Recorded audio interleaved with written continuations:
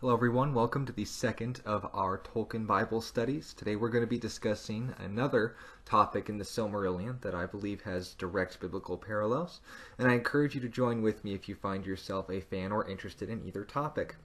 The topic we're going to discuss today is Melkor's fall. Now, Melkor, for those of you who aren't familiar, was the first Dark Lord of Middle-earth. He was originally the greatest of the Valar, which are the angels, so on and so forth, but he himself could not create anything. His original intended purpose by Eru was to improve upon, to perfect, to provide those striking details that would ultimately bring the designs of the Valar to the image of perfection that Eru always desired them to be. The problem was Eru, or Morgoth rather, Melkor at this time, decided to go his own way and ended up being a perverter, a destroyer, a messer-upper, internet troll, so to speak, of all of his brothers and sisters' works. So after making himself the enemy of all things living, including the source of life itself, he became an image of Satan. Now, if you're going to understand these things in broad strokes, naturally it's somewhat easy to catch the parallel.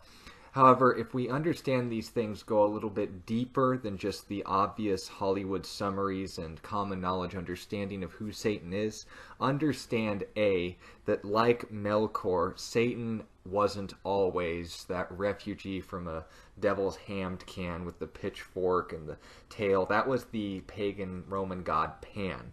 That Satan, by all means, was nothing like that and remains not anything like that to this day. We also need to understand that the circumstances around Satan's fall wasn't just a matter of jealousy towards his fellow Valar, but like we've discussed in the previous study, the original intention and what we talked about in the previous study, the parallels between the nature of Jesus and his character, was ultimately what Morgoth and Satan both were rebelling against. And lastly, of course, the result of his fall was not a result of God cursing him, but the natural consequences of separation from him. So if you're interested in finding out the scriptural bases of those things, as well as details in the Silmarillion you may have not yet read yet or aren't familiar with, I encourage you to join me in today's study. Now, we're going to start in Ezekiel 28, verses 12 through 19, where the prophet Ezekiel is giving a prophecy about the fall of Tyre at the hands of Nebuchadnezzar. Now, you're wondering, why would someone getting a flat tire be worth a prophecy? Tyre is the city that we're referring to here that was taken over by Nebuchadnezzar during the time in which he began his overtaking of the Promised Land, finishing what the Assyrians had started almost a century ago. Not from us, from the time of Nebuchadnezzar. This is still in the BC realm. But during the time of the prophet Ezekiel, he's giving this prophecy about the king of Tyre's destruction and why. But also going even further than that, he gives a parallel describing how Tyre's fall from glory, from power, from earning God's judgment and wrath through the natural results of what God allowed to happen to him, were also a direct parallel in which we get a description of what the fall of Satan was originally like, what he was originally like, and what he was ultimately brought to. This is Ezekiel 28, verse 12. Son of man, take up a lamentation, a sad song, for the king of Tyre. Say to him, thus says the Lord God, you were the seal of perfection, full of wisdom and perfect in beauty. You were in Eden, the garden of God. Every precious stone was your covering. Now, time out here. You were in Eden, the garden of God, the thing that was separated from mankind when we rebelled against God, that has officially been reduced to non-existence after Noah's flood. Obviously, we're not talking about the king of Tyre at this point. We're being illustrated a parallel here. The sardius, topaz, diamond, beryl, onyx, jasper, sapphire, turquoise, emerald with gold. Your workmanship of your timbrels and pipes was prepared for you on the day you were created. Those are instruments of worship, usually involving the worship of the true and living God in Israel. You were the anointed cherub who covers. A cherub is one of the chief types of angels. There are 4 of them still remaining before God's throne in Revelation chapter 4. They are incredible creatures. They have 6 wings. They 4 different types of faces of all these unique aspects that were each a reflection and symbolism pointing to the Gospels. They have, well, obviously the clothed and hoofed feet that we would generally see as a part of spiritual creatures. They look like they have eyes all over their body, and whether that's a literal description or not, I don't know. I haven't seen them, but they are just utterly magnificent creatures. You couldn't compare it to any creepy black thing that you would find in Skyrim. But with all these things being made the point, we're talking about an angel here. Not just any angel, but one of the greatest angels. An angel great in wisdom, perfect in beauty. And with all these things being noted of, God is speaking where he says, I established you. You were on the holy mountain of God. You walked back and forth in the midst of fiery stones. You were perfect in your ways from the day you were created till iniquity was found in you. By the abundance of your trading, so now we're going to the king of Tyre, you became filled with violence within, and you sinned. Therefore I cast you as a profane thing out of the mountain of God. And I destroyed you, O covering cherub, or back to Satan, from the midst of the fiery stones. Your heart was lifted up because of your beauty. You corrupted your wisdom for the sake of your splendor. I cast you to the ground. I laid you before kings that they might gaze at you. You defiled your sanctuaries by the multitude of your iniquities, by the iniquity of your trading. Therefore I brought fire from your midst. It devoured you. I turned you to ashes upon the earth in the sight of all who saw you. All who knew you among the peoples were astonished at you. You have become a horror and shall be no more forever. Now this prophecy over the king of Tyre extended into a parallel of the description of the fall of Lucifer, who became absorbed so much in his own beauty that he made himself an alternative to a relationship with God. That was his choice. And another further extension of this happens in Isaiah 14 and verse 12. Oh, how you are fallen from heaven, O Lucifer, son of the morning. You are cut down to the ground, you who weakened the nations, for you have said in your heart, I will ascend to heaven.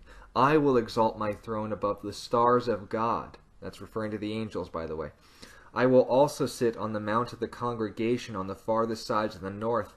I will ascend above the heights of the clouds. I will be like the Most High. And with these 5 I will statements, it says, yet you will be brought down to Sheol, to the lowest depths of the pit. So 5 times Lucifer says, I will ascend above my fellow angels. I will set my throne in heaven. I will make myself like God. And God says, no, you won't. And argument over. But with all these things being made, Lucifer, whose name means son of the morning, by the way, was the greatest of the angels. And yet, first was the one to fall in his heart. And when his relationship with his horizontal fellow angels ended up becoming compromised, first came his heart, then became his relationships, and then finally his name before God was what changed. He was Lucifer, the son of morning, but he fell and became Satan. That wasn't before his character was corrupted. That wasn't before his relationships with his fellow angels was corrupted. But it was when all of those things were ultimately proven. That was the process in which Lucifer fell. Now, understand the parallels. Melkor, in his heart, was at creation introducing his own will at the Ainur, the Song of Creation, instead of what Eru had shown them, what he had demonstrated to them in their hearts to sing. Instead of joining his voice to the chorus and making his voice all the more glorifying of his fellow Valar, he said, I'm going to make my own story. He sang my way, right? For those of you who've seen the Chibi Middle-earth, I liked how they did that. But understand, in the same way, God had a role for Lucifer that made him beautiful. It's when he took things into his own hands and made his own will more important. That's when he became something ugly. The second parallel we see is the relationship with Melkor and his fellow Valar. We saw that even though he was the greatest among them, and his purpose was originally to improve the works of the other Valar, instead ended up becoming a corrupter. Aule raised mountains, he turned them to volcanoes, and Varda created animals. He corrupted them into dangerous predators and so forth. All these things that you see, he couldn't create anything. But with everything that was envisioned in the Arnor, he ended up distorting, interrupting, providing conflict into. And in the same way, Lucifer was originally what you could almost call a worship leader of heaven. And instead of being, well, for all intents and purposes, the first herald of God's glory, the morning light showing the coming of the sun, the source of all light, he instead essentially became, well, I'll save my jokes for later, he became a rebel and ended up leading a third of the angels with him into a suicidal cause. This is Revelation 12, verse 4. But understand as well, Satan can't create anything. Unlike any of the other Valar, he instead made it his goal, and out of his own free will, to pervert everything that God had made good. Now, the last and most obvious of this case is the name, the parallels between Melkor and Satan. Melkor's original name meant, in Quenya, the one who arises in might. After the incident, of course, with the trees, to which the Silmarillion was based on, and that Ungoliant incident, we'll do our own study on that on a later date, he became Morgoth, the dark enemy. Now, in the same way, Lucifer's name, as I mentioned, means son of morning, just a beautiful herald of light, an angel that announces the coming of God. But understand, when he fell, his name changed and became Satan, which means accuser. And that, in a sense, is based on his character. Instead of being a herald or a shining announcer of God's glory, he's now essentially the internet troll of heaven, constantly calling God and all of those who belong to him into question about things even he doesn't fully understand. So, understand all of these things as well. You need to understand not only these parallels, but it also gives some hindsight into three very important questions we can ask about the nature of evil and why it was introduced in the first place. And I'd like to present them as such. These were the things that became corrupted upon separation from God. His name, his relationships with his fellow angels, and ultimately his character. But understand as well, just like separation from God for both Lucifer and Melkor, something beautiful in heaven became something ugly and destined for hell. If separation caused this, separation from God and a relationship with him specifically, three questions. Firstly, probably the most practical and immediate, why didn't God, or Eru in the story case, wipe Satan or Morgoth off the face of the earth the moment that he fell? Why did he instead allow him to exist for a time in order to fully show how rotten a Vala he would become? Why not just say, now, here's an example, kids, don't be like him, and show the consequences instead of the process? Well, in a sense, that's almost the answer to the question. The Valar, the angels, like us, were created for a relationship with God. And a relationship requires a second choice. If we understand that Eru was based on Yahweh, and Yahweh wasn't some insecure girlfriend who eliminates all the competition like some, online simulator whose Japanese term I won't reference, he allowed free will. And free will requires you to respect even the wrong choice. The best thing he could do for us, with those terms set in place for himself, was to honestly present both options in the clearest and most practical way possible by showing their poster childs. And if you understand that Satan's number one goal is to essentially pervert this message, to make himself to be more than he is, and to make God less than he actually is, and literally doing the polar opposite of his original intended creation, can't be fun for him. We need to understand God, by contrast, is honest about where these paths will ultimately lead us in life. Though they may not look good to our fallen perspective, where does it ultimately end up? And we have this presented to us in his word. He is set before us, Deuteronomy 30, verses 19 through 20. Life and death, blessing and cursing. And he says, choose life that you may live, that you may be blessed in the land with you and your descendants. It goes even further beyond that. But understand, the one that The one that chooses him gets him. The one who chooses the other guy stays with the other guy. And the other guy is the reason why hell was created in the first place. And you're saying, well, that's kind of harsh. Why would God create hell specifically for Satan and his angels? Because it's what they asked for. Understand hell, capital H hell, separation from God forever, is an existence without God. And that's all that Satan's ever wanted. He wants an existence where he doesn't have to have a relationship with the creator of the universe. He can just support himself with himself.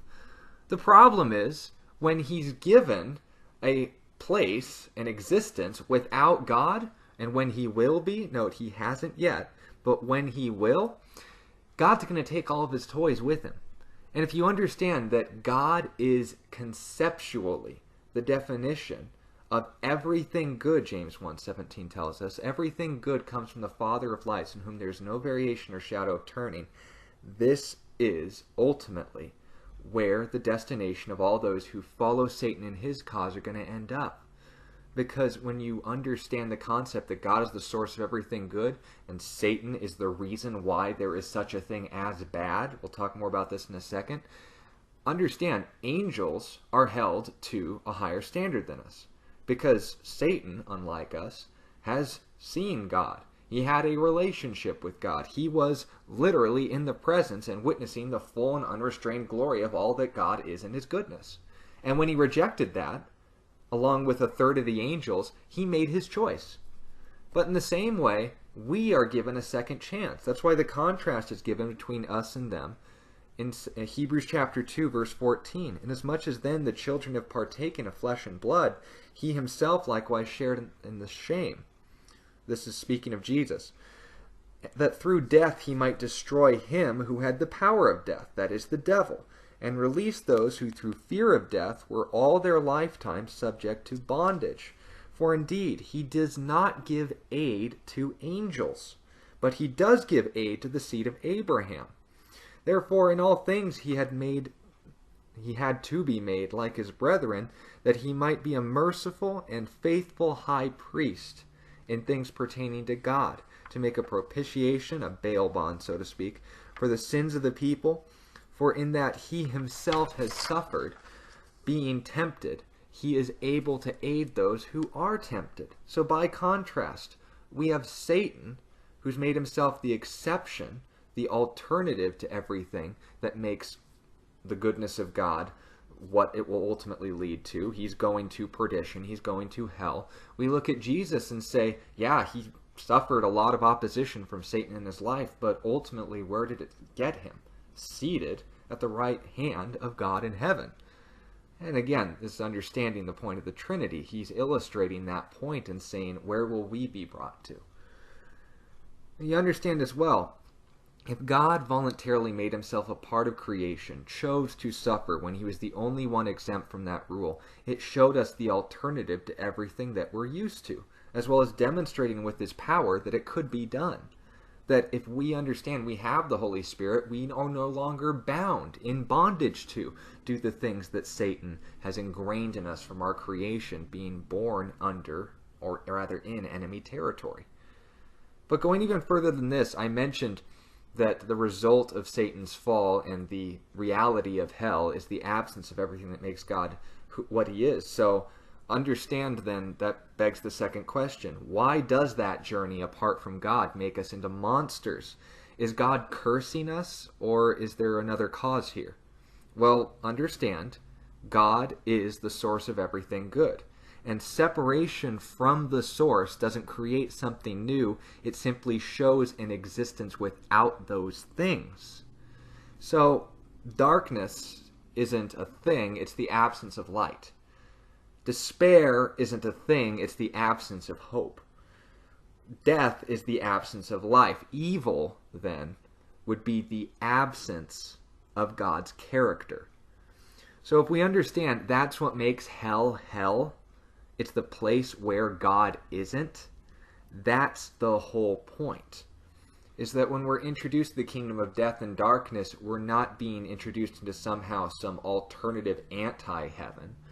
We're literally being introduced into an existence apart from everything good that God has given us. And it's not an existence anyone would want. But going even further than that, the third question.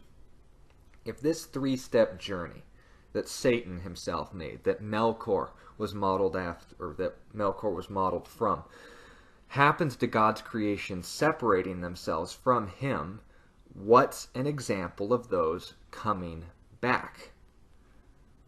I'd give the illustration of the Apostle Paul. Philippians chapter 3, verses 4 through 8. Even though I also might have confidence in the flesh, if anyone else thinks he may have confidence in the flesh, meaning just in who you are, I more so. Circumcised the 8th day, of the stock of Israel, of the tribe of Benjamin, a Hebrew of the Hebrews.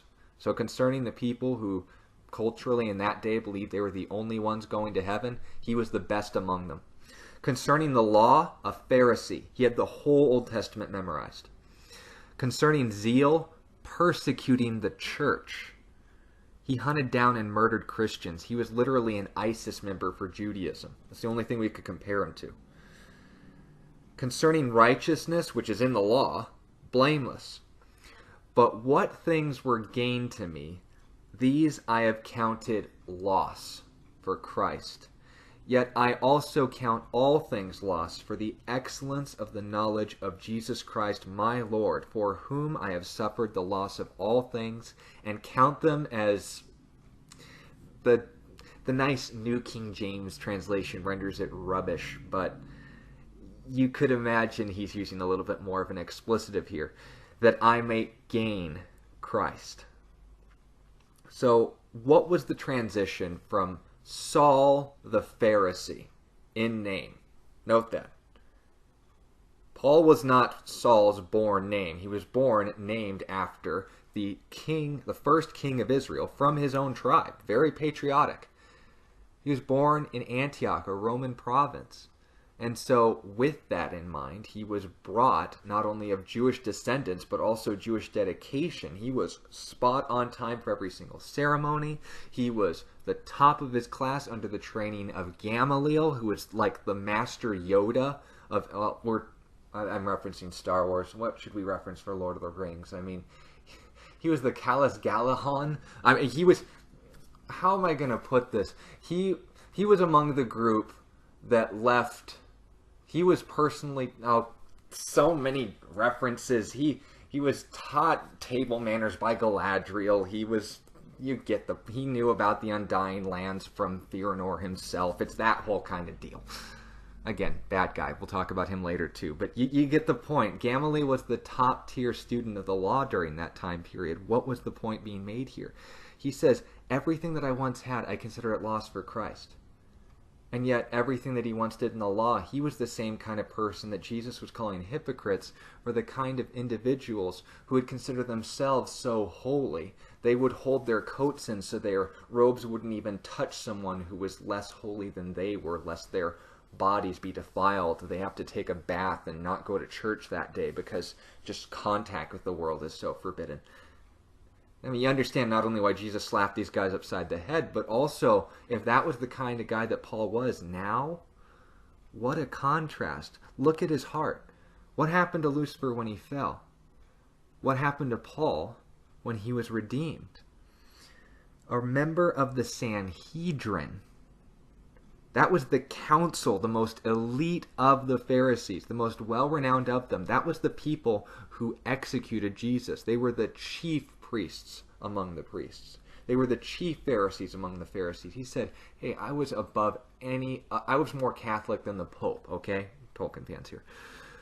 But you understand the point that's being made here. They were the most educated and prominent members of their entire nation who thought they were so holy God would let them into heaven based on how much better their lives were than anyone else. And now Paul is saying, hey, if I don't have Jesus, I'm toast. Revelation 7, or Romans chapter 7. John wrote Revelation. Changes in the heart. How about his relationships with other people? Who was once a murderer of Christians, now is preaching the gospel. What a contrast. And then lastly, and most importantly, his name. Saul the Pharisee became Paul the Apostle. Understand that the thing that made the most difference in Paul the Apostle's life was when exposed to a personal encounter with Jesus, a new heart, a new relationship, a new identity changed him at a fundamental level. In the same way that Lucifer went from glory to guts, Paul went from the ashes and ascended into glory. But understand this as well. Where does that leave us? Well, we're in a sense given the same choice that a certain individual named Myron was given. He had a choice between life and death, blessing and cursing, to follow the example of Melkor and become Morgoth, or to follow the example of someone like Saul and become Paul. Who do you want to be at Dagorath?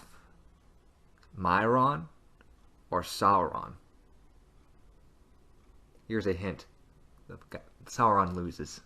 Thank you for your time and listening to this study. I hope it's been a blessing to you. If you have any questions, leave them in the comments below. If you'd like to encourage the ministry, you know where to go. But most importantly, if you know someone who is familiar with these works, these topics, these concepts, but not the biblical parallels we've taken the time to draw from within, please share this study with anyone you feel would be blessed by it. Thank you for your time and listening to this study, and once again remember that Jesus loves you.